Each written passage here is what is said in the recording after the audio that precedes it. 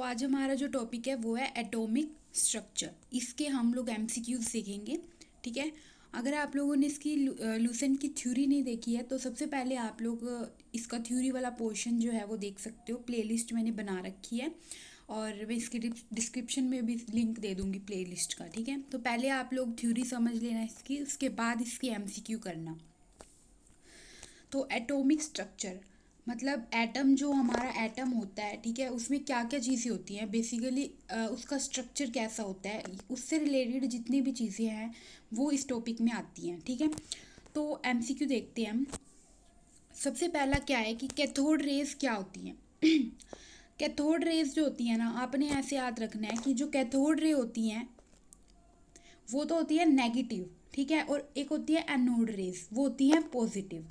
तो cathode ray जो है, इलेक्ट्रॉन भी क्या होता है, नेगेटिव। ठीक है। तो इसलिए आपने ऐसे याद रखो इसको कि कैथोड रेज क्या है, स्ट्रीम ऑफ इलेक्ट्रॉन। ठीक है, इलेक्ट्रॉन की स्ट्रीम है, इलेक्ट्रॉन भी नेगेटिव और कैथोड रे भी नेगेटिव। ठीक है।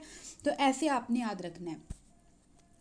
नेक्स्ट है cathode rays have. Cathode rays का क्या होता है, mass only, charge only, no mass and no charge, mass and charge only. तो मास और चार्ज दोनों होता है। कैथोड रेज का मास भी होता है और चार्ज भी होता है। ठीक है। फिर आते हैं न्यूट्रॉन। न्यूट्रॉन को किसने डिस्कवर किया था, न्यूट्रॉन जो है वो किसने डिस्कवर किए थे, कैडविक ने। तो ये आपको तीनों का पता होना चाहिए कि इलेक्ट्रॉन किसने डिस्कवर किए, प्रोटॉन किसने डिस्कवर किए और न्यूट्रॉन किसके डिस्कवर किए। ये मैंने थ्योरी में अच्छे से बता रखा है, तो इसलिए पहले वो रिवाइज करके आओ, तभी आपको ज़्यादा समझ आएंगे। तो ये देखो यूपीपीसीएस प्री में पूछा गया हुआ है क्वेश्चन। तो न्यूट्रॉन किसने डिस्कवर किए थे, कैडविक ने। ठीक है। साथ में ही हम दोनों देख लेते हैं, इलेक्ट्रॉन को किसने डिस्कवर किया था, जे थॉमसन ने, और प्रोटॉन को किसने डिस्कवर किया था, रदरफोर्ड ने। ठीक है। और न्यूट्रॉन को कैडविक ने। तो तीनों याद होने चाहिए आपको। नेक्स्ट है discovery of a neutron become very late because. जो न्यूट्रॉन है ना, उसकी डिस्कवरी बहुत लेट हुई थी। ठीक है। क्यों लेट क्यों हुई थी, क्योंकि it does not carry any charge. क्योंकि न्यूट्रॉन क्या होते हैं, न्यूट्रल होते हैं, इनके ऊपर ना तो पॉजिटिव चार्ज होता है ना ही नेगेटिव चार्ज होता है। ठीक है। तो इसलिए इनकी जो डिस्कवरी है वो लेट हुई थी। ठीक है। The three basic component of a atom. Atom के तीन बेसिक कंपोनेंट कौन कौन से होते हैं, neutron, proton and electron. Neutron और प्रोटॉन जो हैं दोनों सेंटर में न्यूक्लियस में मिलते हैं, और इलेक्ट्रॉन जो हैं वो एटम के जो शेल्स होती है उनमें रिवॉल्व करते रहते हैं। ठीक है। तो ये तीनों इसके बेसिक कंपोनेंट हैं। The absolute value of a charge on a electron was determined by. तो ये भी पूरा दे रखा था उसमें, एक पैराग्राफ इलेक्ट्रॉन का था, एक प्रोटॉन का था, एक न्यूट्रॉन का था। ठीक है। तो उसको अच्छे से याद कर लोगे तो ये क्वेश्चन कुछ भी नहीं है। तो एब्सोल्यूट वैल्यू क्या है चार्ज की इलेक्ट्रॉन पे, किसने दी थी, ये R.A. मिलिकन ने। इलेक्ट्रॉन पे मास कितना होता है, 9.1 इंटू 10⁻⁻28। ठीक है, इतना होता है। फिर है Rutherford scattering experiment related to the size of the. Rutherford alpha scattering experiment किससे रिलेटेड था, किसके साइज जो है उसमें बता रहा था वो, न्यूक्लियस का। ठीक है। और रदरफोर्ड ने किसकी डिस्कवरी की थी, प्रोटॉन की। ठीक है। क्या था अल्फा स्कैटरिंग एक्सपेरिमेंट, कि अल्फा रेज डाली थी, है ना, फिर कुछ रेज जो है वो पास नहीं हो पाई थी, वापस आ गई थी, कुछ इधर चली गई थी, कुछ उधर चली गई थी। जैसे न्यूट्रॉन था, ये अल्फा रे ऐसे डाली। ठीक है। अब मैं जस्ट ऐसे ही बता रही हूँ फटाफट में। तो ये मान लो ये रह गई यहाँ पे, ये तो वापस आ गई टकरा के, जैसे यहाँ पे कुछ पड़ा है। ठीक है। और फिर यहाँ गई, वो ऐसे डिफ्लेक्ट हो गई, कुछ यहाँ कुछ ज़्यादा बड़े एंगल से डिफ्लेक्ट हो गई, कुछ पास कर गई ऐसे। तो फिर उन्होंने क्या सोचा कि जब वापस आ रही, जो वापस आ रही है ना, वो क्यों वापस आ रही है, क्योंकि यहाँ पे कुछ है। ठीक है। तो इसीलिए उसको ये पता चला कि क्या है यहाँ पे, ये न्यूक्लियस है। ठीक है। गोल्ड फॉइल ली थी ना, उसमें तो सेंटर में क्या था, न्यूक्लियस था, इसीलिए वो वापस आ रही थी। ये वो एक्सपेरिमेंट था, अल्फा रे जो है उसने डाली थी इन पे।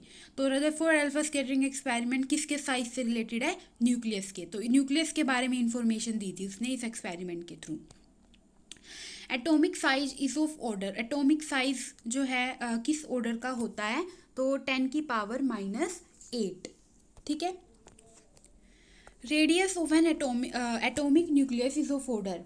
एटॉमिक न्यूक्लियस की रेडियस किस साइज मतलब ऑर्डर में होती है, 10⁻⁻13। ये एटॉमिक साइज है, ये न्यूक्लियस का साइज है।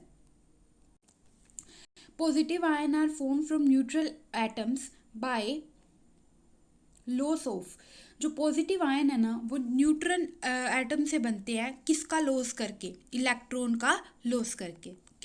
देखो देखो पॉजिटिव आयन जो है, पॉजिटिव आयन कैसे बनता है, न्यूट्रल एटम के जब वो इलेक्ट्रॉन लूज करता है। जैसे मैंने मान लो सोडियम लिया, अब इस पर कोई भी चार्ज नहीं है ना, तो इस पर कोई पॉजिटिव चार्ज है ना इस पर कोई नेगेटिव चार्ज है, तो ये हम इसको क्या बोलेंगे कि ये क्या है, न्यूट्रल है। ठीक है, अब इसने क्या किया, एक इलेक्ट्रॉन लूज कर दिया। ठीक है, अपने में से एक इलेक्ट्रॉन निकाल दिया। ठीक है, तो जब एक इलेक्ट्रॉन लूज करेगा तो ये क्या बन जाएगा, ये Na पॉजिटिव बन जाएगा। ठीक है, तो ये पॉजिटिव चार्ज जो है किसी भी एटम पे कब आता है, जब वो इलेक्ट्रॉन को लूज करता है। उसने एक इलेक्ट्रॉन लूज किया। ठीक है, जैसे यहाँ पे इसका जो एटॉमिक नंबर होता है वो 11 होता है, बट यहाँ पे कितना है 11। मैंने आपको बताया था अगर प्लस है ऊपर चार्ज में तो माइनस कर देते हैं, और अगर यहाँ Na माइनस होता तो हम प्लस कर देते, तो 11 में से बन गया 10। तो अब यहाँ पे क्या हुआ, एक इलेक्ट्रॉन लूज हो गया, इसलिए इसका एटॉमिक नंबर भी कम हो गया। ठीक है, तो इलेक्ट्रॉन का लूज करता है। ठीक है, nitrogen atom has 7 proton and 7 electron, the nitride ion will have. तो नाइट्रोजन जो है ना उसके पास 7 प्रोटॉन एंड 7 इलेक्ट्रॉन है। तो हमें बताना है कि नाइट्राइड आयन के पास कितने होंगे। नाइट्राइड सबसे पहले पता होना चाहिए आपको होता क्या है। अगर नाइट्रोजन के ऊपर -3 चार्ज आ जाए, ठीक है, तो उसको हम बोलते हैं नाइट्राइड। अब नाइट्रोजन का कितना होता है 7। ठीक है, दे भी रखा है आपको, तो 7 होता है। अब मैंने बताया था कि अगर ऊपर प्लस है तो माइनस कर, तो उल्टा करना होता है। अब यहाँ पे -3 है तो हम +3 कर देंगे, है ना। तो ये हमारे पास कितना हो गया 10। ठीक है, 10 हो गए, 10 इलेक्ट्रॉन हो गए। ठीक है, तो ये हमने क्या निकाले इसके इलेक्ट्रॉन। तो 7 प्रोटॉन है और 10 इलेक्ट्रॉन्स हैं। ठीक है, तो ये हमारे पास नाइट्राइड के लिए हो गया। Next, the particle with 13 proton and 10 electron is. 13 proton और 10 इलेक्ट्रॉन किस में है इनमें से, तो कैलकुलेट करके देख लो। एल्युमिनियम जो है इसका एटॉमिक नंबर होता है 13। ठीक है, 13 होता है। ठीक है, तो अब इसमें देखो एल्युमिनियम 3 पॉजिटिव आयन। ठीक है, अब क्या करेंगे हम, 13 होता है तो 13 3 माइनस कर दो, प्लस है तो 3 माइनस कर दिया तो हमारे पास आ गया 10। ठीक है, तो 10 इलेक्ट्रॉन निकल गए इसमें, तो इसलिए इसका आंसर क्या हो जाएगा, aluminium 3 positive. Which of the following atom contain the least number of neutron. सबसे कम न्यूट्रॉन किस में है। तो अब हमें यहाँ पे इनके न्यूट्रॉन निकाल के देखने पड़ेंगे सबके, और फिर जिसके सबसे कम आएंगे वो आंसर हो जाएगा। ठीक है, अब यहाँ पूरा कंसेप्ट तो मैं आपको नहीं समझा सकती, दोबारा कहूँगी कि जाके लेक्चर देख लेना। ठीक है, उसमें भी एटॉमिक स्ट्रक्चर के नाम से ही है, तो ज़्यादा ढूंढना नहीं पड़ेगा आपको। अब देखो, फिर भी मैं मोटा मोटा यहाँ बता देती हूँ। देखो, जो कोई भी मैं यहाँ पे इसका एग्जांपल ले लेती हूँ। जैसे मैंने मान लो सोडियम लिया। ठीक है, जो नीचे लिखा होता है ना, ये तो होता है इसका एटॉमिक नंबर, ये होता है एटॉमिक मास। इसको हम रिप्रेजेंट करते हैं Z से, और इसको हम रिप्रेजेंट करते हैं A से। ठीक है, तो इसमें जो नंबर ऑफ प्रोटॉन, न्यूट्रॉन और इलेक्ट्रॉन हम कैसे निकालते हैं। जो प्रोटॉन है वो कितने हैं इसमें 11, जो इसका एटॉमिक नंबर होता है। ठीक है, और प्रोटॉन और इलेक्ट्रॉन दोनों इक्वल होते हैं। और अगर ऊपर इस पर कोई भी चार्ज आ जाए, जैसे पॉजिटिव चार्ज आ गया या नेगेटिव चार्ज आ गया, तो उसका फ़र्क पड़ेगा इलेक्ट्रॉन पे, इसमें से कम ज़्यादा होंगे वो। ठीक है, वैसे इक्वल होते हैं, बट अगर कोई चार्ज आ गया तो इस पे फ़र्क पड़ेगा। ठीक है, और न्यूट्रॉन हम कैसे निकालते हैं, दोनों को माइनस कर दो, मतलब कि A माइनस P, मास में से प्रोटॉन माइनस करते हैं हम, तो मास कितना है 23। ठीक है, और प्रोटॉन कितने हैं इसमें 11 है। ठीक है, तो 11 माइनस कर दिया, तो ये कितना आ गया हमारे पास 12। तो इसमें नंबर ऑफ प्रोटॉन आ गए 12। समझ आ गया कंसेप्ट। तो बेसिकली अब इसमें माइनस करके देख लो सब। ठीक है, तो फर्स्ट वाले में आ जाएंगे हमारे पास 143, इसमें आएंगे 146, इसमें 146 और इसमें 147। तो सबसे कम किस में आ रहे हैं, फर्स्ट वाले में। तो इसका आंसर 143 वाला मतलब फर्स्ट वाला हो जाएगा, ठीक है। Next, number of neutron in a di positive zinc ion Zn2 positive जिसका मास नंबर 70 है एंड एटॉमिक नंबर 30 है। तो मास नंबर और एटॉमिक नंबर आपको इसका दे रखा है, तो बताओ कितना होगा, दोनों को माइनस कर दो, सिंपल 40 आ जाएगा, ठीक है। Which of the properties of the element is a whole number, ठीक है। तो कौन सी प्रॉपर्टी है वो, एटॉमिक नंबर।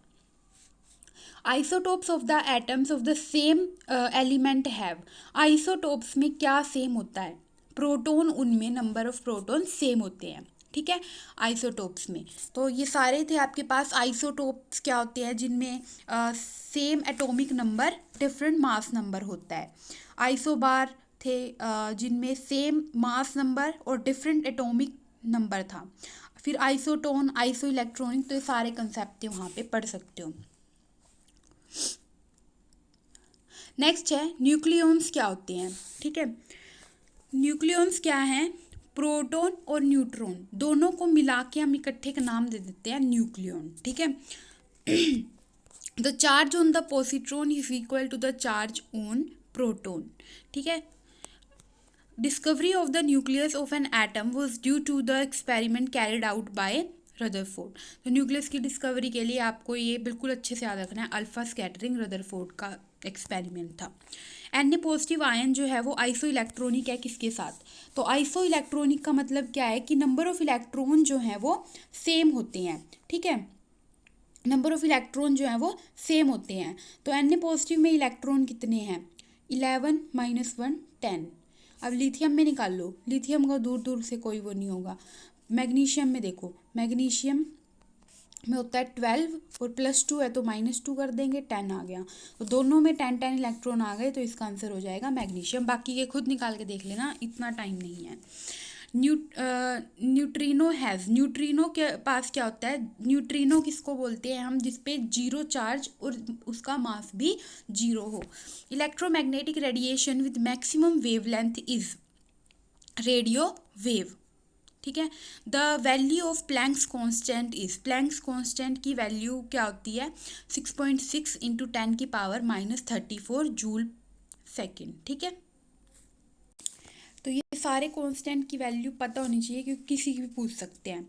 फिर है रेडबर्ग्स कांस्टेंट फॉर हाइड्रोजन लाइन की वैल्यू क्या होती है, ठीक है, तो इसका ये ऑप्शन है। The position and velocity of a small particle like electron can not B simultaneously derived, ठीक है। दिस स्टेटमेंट इज, इस स्टेटमेंट मतलब ये स्टेटमेंट किसकी है, तो हेजनबर्ग अनसर्टिनिटी प्रिंसिपल जो है वो ये कहता है कि जो पोजीशन है और जो वेलोसिटी है किसी भी स्मॉल पार्टिकल की, जैसे कि इलेक्ट्रॉन, उसको एक ही टाइम मतलब एक साथ दोनों को हम पता नहीं लगा सकते, ठीक है। Next, the concept of a dual nature of radiation was proposed by, ये किसने कंसेप्ट दिया था कि जो रेडिएशंस होती हैं उनका ड्यूल नेचर होता है, मतलब कि रेडिएशन जो है वो ड्यूल नेचर होता है। ड्यूल नेचर क्या होता है, ड्यूल नेचर किसको बोला गया है, मतलब वो बहुत वेव यानी वेव की तरह भी एक्ट करती है और एक पार्टिकल की तरह भी एक्ट करती है, तो वेव को और पार्टिकल को ही उसका ड्यूल नेचर बोला गया है। तो ये किसने बताया था, डी ब्रोगली ने। विच of the ion is not having the configuration of neon, किसमें नियोन की कन्फिगरेशन नहीं है। नियोन जो होता है उसका एटॉमिक नंबर होता है 10, ठीक है। तो अब यहाँ देखो, फ्लोरीन नेगेटिव, फ्लोरीन का 9 होता है तो 9 माइनस है तो +1 10, तो इसका भी है।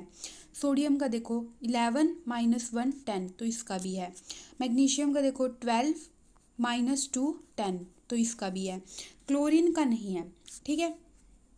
क्लोरीन जो होता है उसका एटॉमिक नंबर होता है 17, तो 17 + 1 18 बन रहा है, तो ये तो नियोन की कॉन्फ़िगरेशन किसकी नहीं है, क्लोरीन की नहीं है। तो आपको बेसिक 20 तक तो ये याद करने ही पड़ेंगे, ठीक है। इनका एटॉमिक नंबर याद कर लो 20 तक, और बाकी उसके बाद जो ज़्यादा रिपीट होते हैं सिर्फ वो याद कर लेना। 20 तक तो सारे ही इंपॉर्टेंट हैं। indicate the correct arrangement for the electromagnetic radiation in order of their increasing wavelength। तो wavelength, increasing wavelength के बेस पे आप लोगों को इनको अरेंज करना है। तो ये आपको ना बताया था, मतलब एक डायग्राम बना हुआ था वहाँ पे पिंक पिंक बॉक्स में, ठीक है। तो वो आपको याद करना है कि रेज क्या कैसे थी। ऐसे थी, देखो, कॉस्मिक वेव, फिर थी गामा, फिर एक्सरे, फिर यूवी, फिर विजिबल। विजिबल में क्या था, विबग्योर, है ना, जो 7 कलर हमें देखने को मिलते हैं। फिर आती है आईआर, फिर आता है माइक्रोवेव, ठीक है, और फिर लास्ट में आती है रेडियो वेव, ठीक है। तो ये सीरियल वाइज याद होनी चाहिए आपको। अब जैसे जैसे हम रेडियो वेव से कॉस्मिक वेव की तरफ जाते हैं तो इनकी जो फ्रीक्वेंसी है वो इंक्रीज़ होती है। और जैसे जैसे, और हमें पता है कि फ्रीक्वेंसी और वेवलेंथ का जो रिलेशन है वो इन्वर्स होता है। तो जैसे जैसे हम कॉस्मिक से रेडियो वेव की तरफ जाएंगे तो इनकी जो वेवलेंथ है वो इंक्रीज़ होगी, ठीक है। तो अब मुझे इनको अरेंज करना है किसके बेस पे, इंक्रीजिंग वेवलेंथ के बेस पे, है ना। तो अब देख लो, वेवलेंथ जो है इधर से इधर इंक्रीज हो रही है, मतलब सबसे जो कम है वो कॉस्मिक की है और सबसे ज़्यादा रेडियो वेव की है, ठीक है। ठीक है, तो देखो फोर्थ ऑप्शन एक्सरे, सबसे पहले एक्सरे है, फिर विजिबल है, फिर इंफ्रारेड है, और फिर माइक्रोवेव है। तो इस तरह वो इंक्रीज हो रही है, समझ में आ गया। चलो आगे। इन अ गिवन एटम, एक एटम में no two electrons can have the same value for all the 4 quantum number. हमने 4 क्वांटम नंबर पढ़े थे, principal quantum number, azimuthal quantum number, magnetic quantum number और स्पिन क्वांटम नंबर, ठीक है। तो किसी भी एटम में, ठीक है, 2 इलेक्ट्रॉन जो हैं उनकी वैल्यू सेम नहीं हो सकती क्वांटम नंबर की। इसको हम क्या बोलते हैं, इसको हम बोलते हैं पॉली एक्सक्लूसिव प्रिंसिपल, ठीक है। पॉली एक्सक्लूसिव प्रिंसिपल ने ये बोला था कि 4 क्वांटम नंबर्स जो हैं, for any 2 electron in atom can not be identical, ठीक है, मतलब वो अपोजिट होते हैं। Atomic orbital is, atomic orbital क्या है, the region in which there is an maximum probability of finding electron, उसे हम बोलते हैं atomic orbital. The maximum number of electron on a principal shell is, एक प्रिंसिपल शेल में maximum कितने electron हो सकते हैं, तो इसका जनरल फॉर्मूला है, मतलब ये 2n स्क्वायर, ठीक है। Total number of orbital in a principal shell, कितने ऑर्बिटल हो सकते हैं, 2n square. Which orbital is dumbbell shape, dumbbell shape का कौन सा ऑर्बिटल होता है, p ऑर्बिटल डम्बल शेप का होता है, ठीक है, डम्बल शेप का।